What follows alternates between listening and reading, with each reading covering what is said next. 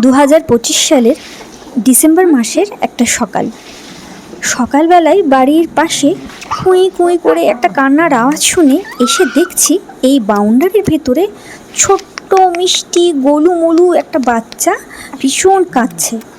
এবার এই বাউন্ডারির ভেতরে এতটুকু একটা বাচ্চা কী করে এলো সেটাই একটা বড় প্রশ্ন। আর দেখুন কিভাবে বাচ্চাটা আমাকে দেখে ভয়ে লুকোবার চেষ্টা করছে। ও যতটা না ভয় পাচ্ছে তার থেকে বেশি ভয় আমি পাচ্ছি এটা ভেবে যে এতটুকু একটা বাচ্চা ঠান্ডার মধ্যে মা ছাড়া বাঁচবে কী করে। এবার আশেপাশে যে বড় ডগিরা আছে ওরা যদি ওকে দেখতে পায় তাহলে একটা বিপদ হয়ে যাবে।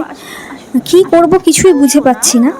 একদিকে ওকে আমি একটু ভয় কাটিয়ে কোলে নেওয়ার চেষ্টা করছি, আরেকদিকে মাঝে মাঝে বাইরে গিয়ে খোঁজ নেওয়ার চেষ্টা করছি যে আমার আশেপাশে এরকম পুচকু বাচ্চার মা কে রয়েছে।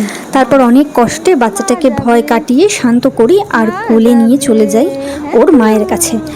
ও খুব বেশি দূরে না, আমার বাড়ি থেকে অনেকটা কাছেই ওর মাকে পেয়ে যাই। এখানে দেখুন ঘুমিয়ে আছে। আর ওই দেখুন পুচকুটা, ওর দুটো বাচ্চা হয়েছে, আরও হয়তো বাচ্চা ছিল কিন্তু এখন তো দুটো বাচ্চাকে দেখতে পাচ্ছি, অন্যরা হয়তো নেই।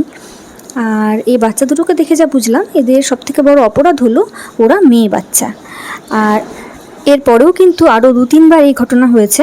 কখনো ওদেরকে আমি মাঝরাতে রাস্তার মধ্যে পেয়েছি, কখনো আমি ভোর রাতে আমাদের বাড়ি থেকে অনেক দূরে ওর কান্নার আওয়াজ পেয়ে ছুটে গিয়ে ওকে উদ্ধার করেছি। তারপর আবার ওকে কিন্তু আমি ওর মায়ের কাছে ফিরিয়ে দিয়েছিলাম। কয়েকটা দিন যেতে না যেতে ওরা কিন্তু এখন অনেকটা বুদ্ধিমান হয়ে গেছে।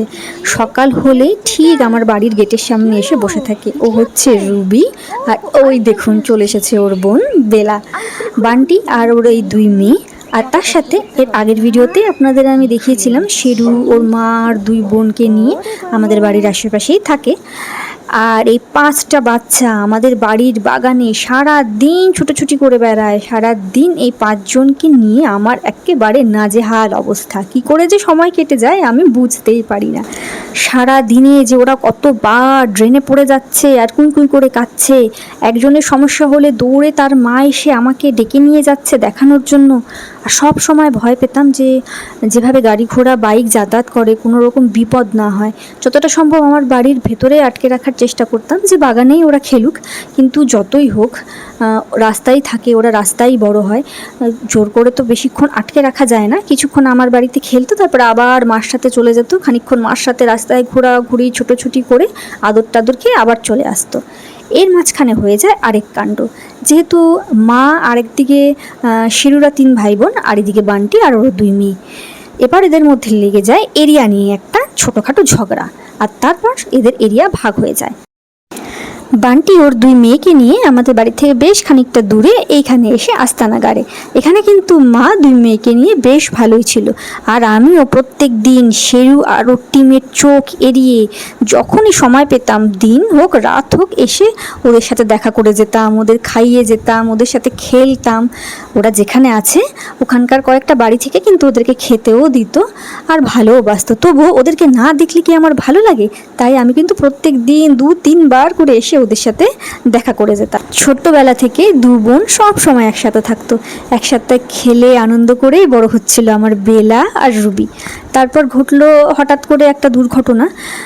এমনিতেই সে সময় পার্ভোর প্রকোপ সাংঘাতিকভাবে ছড়িয়ে গেছে, আর তার উপর বেলার অ্যাক্সিডেন্টে সামনের 2টো পাই হয়ে যায় ফ্র্যাকচার।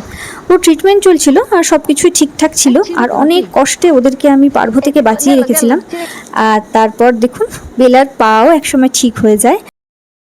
আর রুবি কিন্তু ওর বোনকে কোনো মুহূর্তেও একা ছাড়েনি, সব সময় ওর পাশে ছিল। আর এর মধ্যে কিন্তু রুবিকে একজন অ্যাডপ্ট করে নিয়েছিল, কিন্তু কোনোভাবেই রুবিকে নিয়ে বাড়িতে 1 দিনের বেশিও রাখতে পারিনি, কেননা রুবি ভীষণ কান্নাকাটি করে। তারপর সেই ভদ্রলোক রুবিকে আবার ফেরত দিয়ে যান। আর আমরা সবাই বুঝতে পেরেছিলাম যে রুবি ওর বোন আর মাকে ছাড়া 1 মুহূর্তও থাকতে পারবে না। কিন্তু ওই যে আমরা যাই ভাবি না কেন, যাই ঠিক করি না কেন, নিয়তি আমাদের জন্য যা ঠিক করে রাখে তার উপরে আমাদের কিচ্ছু করার হাত থাকে না। রুবি ওর বোন বেলাকে হারায়। যে বাচ্চা দুটো সব সময় একসাথে থেকে বড় হলো, বোন চলে যাওয়ার পরে রুবির কিন্তু খুব কষ্ট হয়েছিল, সেটা নিজের চোখেই দেখেছিলাম। তবু ভেবেছিলাম মায়ের সাথে থেকে আস্তে আস্তে বড় হয়ে বাচ্চাটার কষ্ট অনেকটাই কমবে সময়ের সাথে সাথে।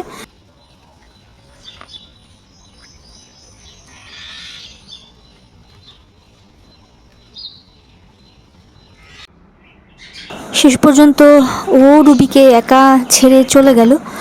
অনেক চেষ্টা করেছিলাম জানেন, 5 দিন ও ট্রিটমেন্ট চললো, তবুও ওকে বাঁচাতে পারলাম না। আমরা কত কিছু চিন্তা করি, কত পরিকল্পনা, প্ল্যানিং, কিন্তু দেখুন নিয়তির কাছে আমরা কত অসহায়।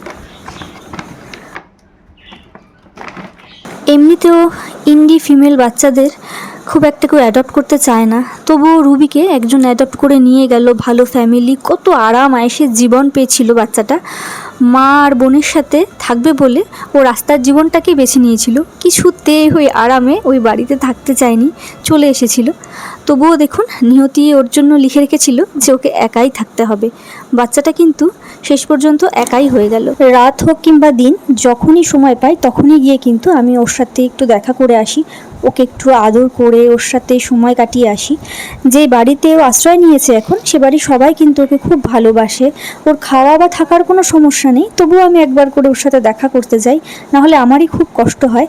ওর ভ্যাকসিনেশনও কমপ্লিট, সব কিছুই ঠিকঠাক আছে এখনো পর্যন্ত, তবু জানি না নিয়তি ওর জন্য কী লিখে রেখেছে।